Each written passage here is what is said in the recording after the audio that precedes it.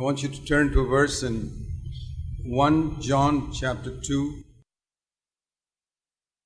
యోహాను రాసిన మొదటి పత్రిక 2వ అధ్యాయంలో ఒక వచనాన్ని మీకు చూపిస్తాను. Verse 17. 17వ వచనం. Here we read, the world is passing away and also its lusts. ఇక్కడ మనం చూస్తున్నాము లోకము దాని ఆశలు గతించుచున్నవి. But the one who does the will of God abides forever. కానీ ఎవరైతే దేవుని చిత్తం చేస్తారో వారు నిరంతరము నిలుస్తారు. So there also it becomes clear what we said earlier. ఇంతకు ముందు మనం ఏదైతే చెప్పుకున్నాం ఇక్కడ కూడా ఎంత స్పష్టంగా ఉంది. The most important thing that we can do on earth is to do the will of God. ఈ భూమి మీద మనం చేయదగిన అతి ప్రాముఖ్యమైన విషయం ఏమిటంటే దేవుని చిత్తాన్ని నెరవేర్చటమే. If you decide in your life that I only want to do the will of God from now on till the end of my life, ఒకవేళ నేను ఈ విధంగా తీర్మానం చేసుకున్నట్లయితే నా జీవితాంతం కూడా ఎప్పటి నుంచి దేవుని చిత్తాన్నే చేయగోరుతున్నాను, you will live as a conqueror in every situation. అప్పుడు ప్రతి పరిస్థితిలో కూడా విజయం పొందినట్లుగా నీవు జీవిస్తావు. All problems arise when people are not eager to do the will of God. దేవుని చిత్తాన్ని చేయటానికి ప్రజలు త్వరపడట్లేదు కాబట్టి అనేక పరిస్థితులు అనేక సమస్యలు వస్తున్నాయి. When they have other interests in their life. ఎందుకంటే వాళ్ళ జీవితంలో వాళ్ళు వేరే ఆసక్తులు కలిగి ఉన్నారు.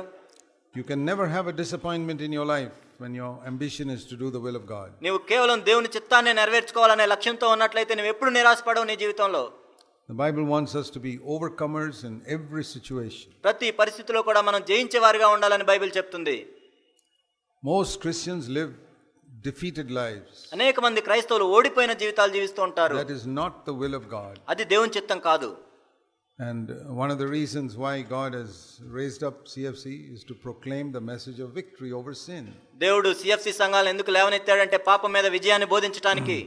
So if that is not a primary message in your church, you are not fulfilling the purpose with which God raised up your church.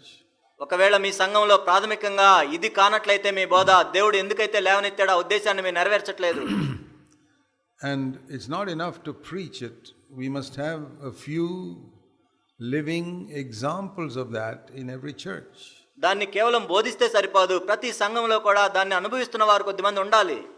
Supposing a farmer says this particular seed is a very good seed, produces good rice. ఒకవేళ ఒక వ్యవసాయదారుడు వచ్చి ఇది మంచి విత్తనం అండి, ఇది బాగా పంటనిస్తుందని చెప్తే, and in his own field the rice is not good, కానీ తన సొంత పొలంలోనే అది బాగలేకపోయినట్లయితే ధాన్యం, who will believe him? ఎవరు నమ్ముతారు దాన్ని? If a farmer says this seed is good seed, it produces good rice, ఒక వ్యవసాయదారుడు ఇది మంచి విత్తనము మంచి ధాన్యాన్ని ఇస్తుందని చెప్పినట్లయితే, he should be able to say, see what has happened here after I've been sowing the seed for 10 years. చూడండి 10 సంవత్సరాల నుంచి నేను ఈ విత్తనాలను నాటుతున్నాను, ఏం జరుగుతుందో చూడండి అని చెప్పగలగాలి. That is the thing that will convince people. అదే ప్రజలను ఒప్పుదల కలుగజేస్తుంది. And I want to say to you, మీకు ఒక విషయం చెప్పాలనుకుంటున్నాను నేను. If you believe that only the one who does the will of God will remain forever, దేవుని చిత్తం జరిగించువాడే నిరంతరం నిలుస్తాడనే విషయాన్ని మీరు నమ్మినట్లయితే, I want to remain forever. నేను ఎల్లప్పుడూ నిరంతరం నిలవాలనుకుంటున్నాను. So I want to do the will of God. కాబట్టి నేను దేవుని చిత్తాన్ని చేయాలనుకుంటున్నాను.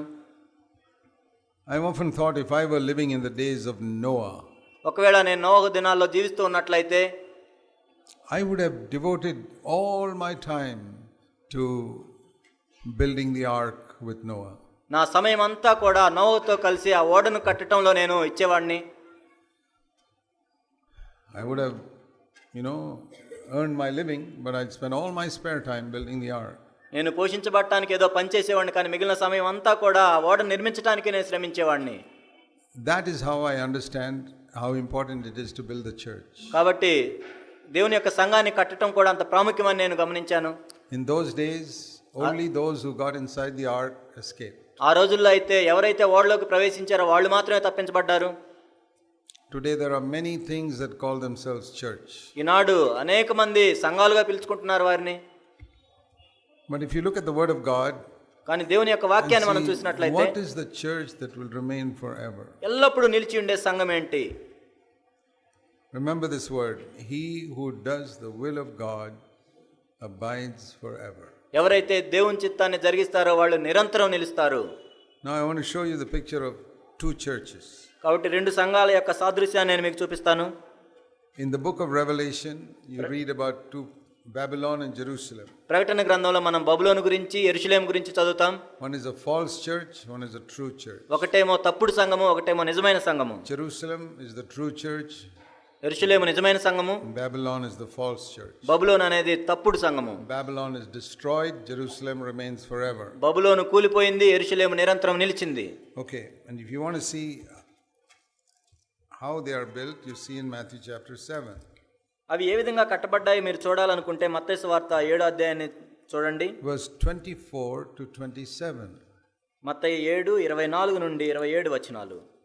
There we read about two people who built houses. అక్కడ మనం చదువుతాం ఇద్దరు వ్యక్తులు వాళ్ళ ఇళ్లను నిర్మించుకున్నారు. You must remember this picture all your life. మీ జీవితాంతం కూడా ఈ దృశ్యాన్ని మీరు గుర్తుంచుకోవాలి.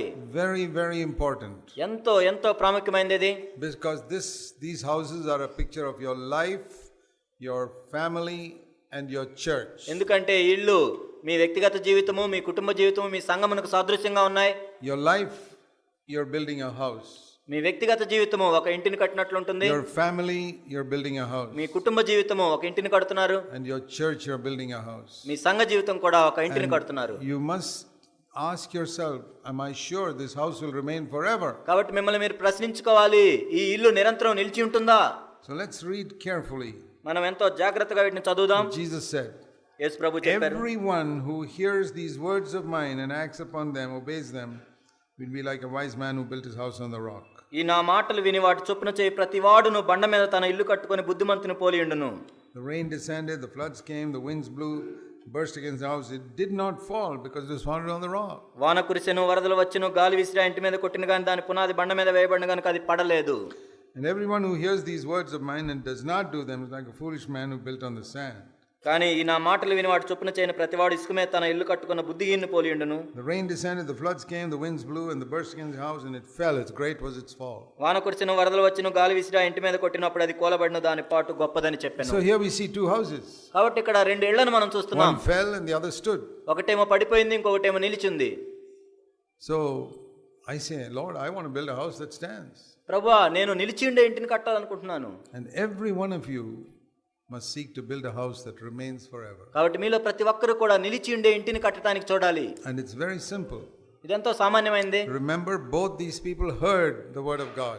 ఇక్కడ మనం చూసినట్లయితే ఇద్దరు వ్యక్తులు కూడా ప్రభు యొక్క మాటలు విన్నారు. Like all of you are hearing the word of God now. ఇప్పుడు మీరు దేవుని యొక్క వాక్యం అందరూ వింటున్నట్లుగా. But one man did what he heard. కానీ ఒక్కరైతే ఆ వ్యక్తి ఏదైతే విన్నాడో దాన్ని చేశాడు.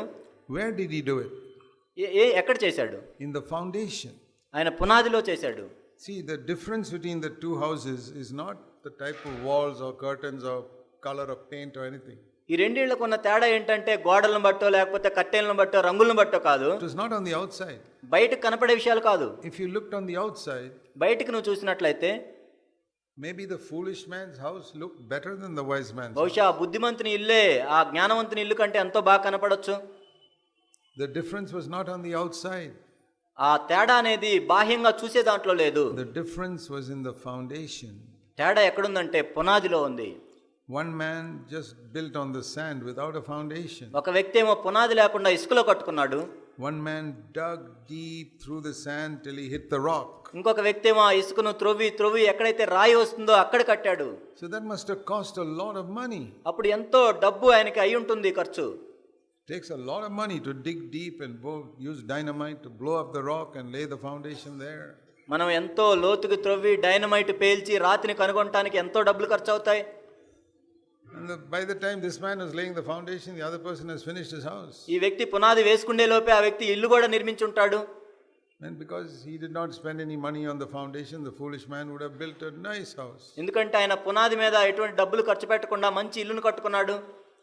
But the wise man, కానీ జ్ఞానవంతుడు ఏం చేశాడంటే he spent so much money on the foundation ఎంతో డబ్బులు ఆ పునాది కోసం ఖర్చు పెట్టాడు. that he didn't have much money left to build the house. కానీ తర్వాత ఇల్లు నిర్మించడానికి డబ్బులు ఎక్కువగా లేవు. So his house was smaller. తన ఇల్లు ఎంతో చిన్నదిగా ఉంది. But that man, because he spent no money on the foundation, his house was bigger. కానీ ఆ వ్యక్తి అయితే పునాది మీద ఏం డబ్బులు ఖర్చు పెట్టలేదు కాబట్టి ఎంతో పెద్ద ఇల్లు కట్టుకున్నాడు. So if you looked at it from the outside, బయట నుంచి మనం చూసినట్లయితే that man looked like the foolish man looked wise. నిజానికి ఆ బుద్ధిహీనుడే నిజంగా జ్ఞానవంతుడిగా కనపడతాడు. Because they said they both had the same amount of money. He has built such a huge house. This fellow has built a small one. ఎందుకంటే వాళ్ళ ఇద్దరి దగ్గర కూడా అవే డబ్బులు ఉన్నాయి. ఒకరేమో పెద్ద ఇల్లు కట్టుకున్నారు, ఒకరేమో చిన్న ఇల్లు కట్టుకున్నారు. Isn't it like that? ఆ విధంగా ఉందా? ఆ విధంగా లేదా? If they both had the same amount of money, ఒకవేళ వాళ్ళిద్దరి దగ్గర డబ్బులు సమానంగా ఉన్నట్లయితే definitely the man who didn't lay a foundation could have built a much bigger house. నిజంగా ఎవరైతే పునాది ఎక్కువగా వేసుకోలేదో వాళ్ళు ఎంతో పెద్ద ఇల్లుని కట్టి ఉండొచ్చు. You go inside also, you would have seen many things which other man could not put. మనం ఆ ఇంటి లోపలికి వెళ్ళినట్లయితే ఇంకా ఎన్నో సంగతులను మనం అక్కడ చూస్తాం. ఆ వ్యక్తి ఇంట్లో అవి లేవు. And for many years it stood like that perhaps. బహుశా అనేక సంవత్సరాలు ఆ విధంగా అది నిలిచి ఉండొచ్చు. Everybody admired the foolish man's house. ఆ బుద్ధిహీనుని ఇల్లుని ప్రతి ఒక్కరు అభినందించారు, ప్రశంసించారు. Then the flood came. అప్పుడు వరద వచ్చింది. And the rains fell. వానలు కురిశాయి. And his whole house collapsed. తన ఇల్లు మొత్తం కూలిపోయింది. Then people knew who was the wise man, who was the foolish man. అప్పుడు ప్రజలకు అర్థమైంది ఎవరు నిజంగా జ్ఞానవంతుడో, ఎవరు బుద్ధిహీనుడో. Even so in the world today. ఈ లోకంలో కూడా ఈ విధంగానే ఉంది ఈ రోజు. There are many people who give the impression of wonderful Christians. ఈనాడు అనేక మంది బాహ్యంగా చూసినట్లయితే ఎంతో గొప్ప క్రైస్తవుడిగా చూపించుకుంటున్నారు. Build many people in their church. వాళ్ళ సంఘాల్లో అనేక మంది ప్రజలు ఉన్నారు. A lot of people admire it. అనేక మంది దాన్ని అభినందిస్తూ ఉంటారు, ప్రశంసిస్తూ ఉంటారు. So many people in this church. ఈ సంఘంలో ఎంతో మంది ప్రజలు ఉన్నారు. But there's no foundation. కానీ దానికి పునాది లేదు. So remember this, that the most important thing in your life is the foundation. కాబట్టి దీన్ని జ్ఞాపకం ఉంచుకోండి, మీ జీవితంలో అత్యంత విలువైనది పునాది. In every building. ప్రతి ఒక్క భవంతికి కూడా. The foundation is the part of the building which nobody can see. ఆ భవనానికి ఉన్న పునాదిని ఎవరు చూడరు. So if you try to live a Christian life to impress others, you are definitely a foolish man. వేరే వాళ్ళని వేరే వాళ్ళ చేత అభినందించబడాలని నువ్వు క్రైస్తవ జీవితం జీవిస్తుంటే నువ్వు నిజంగా బుద్ధిహీనుడివే. The wise man will look for the hidden part of his life which nobody can see. జ్ఞానవంతుడు దేని చూస్తా అంటే ఎవరు చూడలేనటువంటి రహస్య జీవితాన్ని చూస్తాడు. Every house has got two parts. ప్రతి ఇంటికి కూడా రెండు భాగాలు ఉంటాయి. Underneath the ground which nobody can see. లోపలేమో ఎవరు చూడలేని, above the ground which everybody can see. ఎవరు చూడలేని పునాది ఉంటుంది, పైనేమో అందరూ చూడగలిగిన భవంతి ఉంటుంది. Why do you read sometimes in the paper, suddenly one house collapsed in Hyderabad? ఎందుకు కొన్నిసార్లు మనం పేపర్లో చదువుతూ ఉంటాం హైదరాబాద్లో ఒక ఇల్లు కూలిపోయిందని. Why did it collapse? ఎందుకు కూలిపోయింది? There was no proper foundation. ఎందుకంటే సరి అయిన పునాది వేయబడలేదు దానికి. Or they used very inferior material. లేకపోతే సరైన నాణ్యత లేని వస్తువులు వాడారు వాళ్ళు. So we want to build something that will remain forever. కాబట్టి ఎల్లప్పుడూ నిరంతరం నిలిచి ఉండేదాన్ని మనం కట్టాలి. See, I have been spending nearly 40 years now building CFC churches. నేను CFC సంఘాలు కట్టడానికి 40 సంవత్సరాల నుంచి నేను శ్రమిస్తున్నాను. And supposing when Jesus comes, ఒకవేళ యేసుక్రీస్తు ప్రభు వచ్చినట్లయితే, all my work is destroyed. ఒకవేళ నేను చేసిన పని అంతా కూడా కాలిపోయినట్లయితే, కూలిపోయినట్లయితే, I say, Lord, what did I do for 40 years? ప్రభువా 40 సంవత్సరాల నుంచి నేనేం చేశాను? Supposing my family also, they all children go wayward and get destroyed. ఉదాహరణకు నా కుటుంబ సభ్యులందరూ కూడా ప్రభువుని వెంబడించకుండా దూరంగా తొలగిపోయారు అనుకోండి. What a waste of life. Even if I made a lot of money, నేను ఎంతో డబ్బులు సంపాదించినా కూడా ఎంత వ్యర్థమో కదా జీవితం. even if I gave other people the impression I'm a good Christian, వేరే వాళ్ళకి నేను ఎంతో మంచి క్రైస్తవుడని చూపించుకున్నా కూడా it's foolish. ఎంతో బుద్ధిహీనత అది. I say, Lord, I want to build a family that will remain forever. ఓ ప్రభువా, నిరంతరం నిలిచి ఉండే కుటుంబాన్ని నేను కట్టాలి. I want children who will rejoice with me in heaven for eternity. ఓ దేవా, నిత్యత్వం కూడా నాతో పాటు సంతోషించే పిల్లలు నేను ఆ విధంగా పెంచాలి. I want to build a church that will remain when Jesus comes. యేసుక్రీస్తు ప్రభు వచ్చినప్పుడు నిలిచి ఉండే సంఘాన్ని నేను కట్టాలి. And for that I must be careful about the foundation. దాని గురించి నేను పునాది విషయంలో ఎంతో జాగ్రత్త తీసుకుంటాను. In other words, ఇంకో మాటలో I చెప్పాలంటే, must be careful about the part of my life that other people cannot see. వేరే వ్యక్తులు చూడలేని భాగాన్ని నా జీవితాన్ని బట్టి నేను ఎంతో జాగ్రత్తగా ఉంటాను. Just like in a building there are two parts. భవంతికి ఏ విధంగా అయితే రెండు భాగాలు ఉంటాయో, In all of your life there are two parts. నీ జీవితాంతం కూడా రెండు భాగాలను నీవు కలిగి ఉంటావు. One is that part of your life which nobody can see. ఒక భాగమేమో నీ జీవితంలోని కొన్ని విషయాలను ఎవరు చూడలేరు. Your thoughts. నీ తలంపులు. How you live in secret. రహస్యంగా నువ్వు ఏ విధంగా జీవిస్తున్నావు. How you live at home. ఇంట్లో ఏ విధంగా జీవిస్తున్నావు. How you handle money. డబ్బుని ఏ విధంగా వాడుతున్నావు. The words you speak when no believer can see how you speak. నువ్వు ఏ విధంగా మాట్లాడుతున్నావు ఏ విశ్వాసి లేనప్పుడు. How you behave when you travel in a bus or a train, nobody knows. నీవు బస్సులో ప్రయాణిస్తున్నప్పుడు, రైల్లో ప్రయాణిస్తున్నప్పుడు ఎవరు చూడరు. అప్పుడు నువ్వు ఏ విధంగా ప్రవర్తిస్తున్నావు? That is a hidden part of your life. కాబట్టి కనపడని దాగిన భాగం ఉంటుంది. That is much more important than the visible part of your life.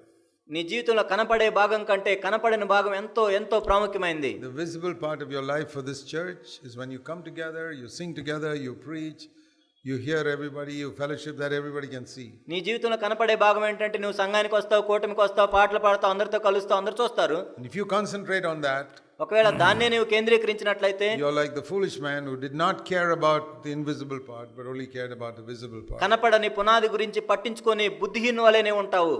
It is as simple as that. ఇదెంతో సామాన్యమైన విషయం. It's not a very complicated message. ఇదేదో గొప్ప కష్టమైన వర్తమానం కాదు. So that's the first thing. అది మొట్టమొదటి విషయం. Be careful about the foundation of your life, which is much more important than the superstructure. కాబట్టి నీ జీవితంలో పునాది గురించి జాగ్రత్త తీసుకో. అది బయట కనపడే దానికంటే ఎంతో ప్రాముఖ్యమైనది. If you do a good thing, నీవు ఒక మంచి పని చేసినట్లయితే, but you do it with a bad reason or motive, కానీ తప్పుడు కారణంతో, ఉద్దేశంతో చేసినట్లయితే, then that is a corrupt act. అది నిజంగా అది తప్పుడు పనే. If you pray and you want other people to know that you're praying, వేరే వాళ్ళు నువ్వు బాగా ప్రార్థన చేస్తున్నావు అని వేరే వాళ్ళు తెలుసుకోవాలని నువ్వు ప్రార్థన చేస్తే, you tell everybody how much you fast, నువ్వు ఎంత ఉపవాసం ఉంటావు అందరికీ నువ్వు చెప్పుకున్నట్లయితే, you want everybody to know how many sacrifices you're making in secret, నువ్వు ఎన్ని త్యాగాలు చేసావో ప్రభు కోసం, ఎన్ని చేస్తున్నావో అందరికీ చెప్పినట్లయితే, then you lose. The Lord says you lose any reward you have. అప్పుడు నీ ప్రతిఫలాన్ని నువ్వు కోల్పోతావు అని ప్రభు చెప్తున్నాడు. Always Jesus was emphasizing the hidden life, the inner life. యేసుక్రీస్తు ప్రభువారు ఎప్పుడు రహస్య జీవితం, అంతరంగ జీవితం గురించి నొక్కి చెప్పారు. And that is one primary mark of CFC churches. CFC సంఘాల్లో ఒక ప్రాథమికమైన గుర్తు అది. We emphasize that because that is not emphasized in other churches. మనం ఎందుకు నొక్కి చెప్తున్నాం అంటే అది వేరే సంఘాల్లో నొక్కి చెప్పట్లేదు. In all other churches they are emphasizing the external life. వేరే సంఘాలు ఏం చెప్తున్నారంటే బాహ్యంగా కనపడే విషయాల గురించి చెప్తున్నారు. We will all pray together. మనందరం కలిసి ప్రార్థన చేద్దాం. Or we will have some public meeting. లేనట్లయితే బహిరంగ కూటమిలు కలిగి ఉందాం. We will do some evangelism. లేకపోతే సువార్తలు చేద్దాం. Or we will go and visit the hospitals. లేనట్లయితే ఆసుపత్రికి వెళ్ళి దర్శిద్దాం. It's all good. అవన్నీ మంచియే.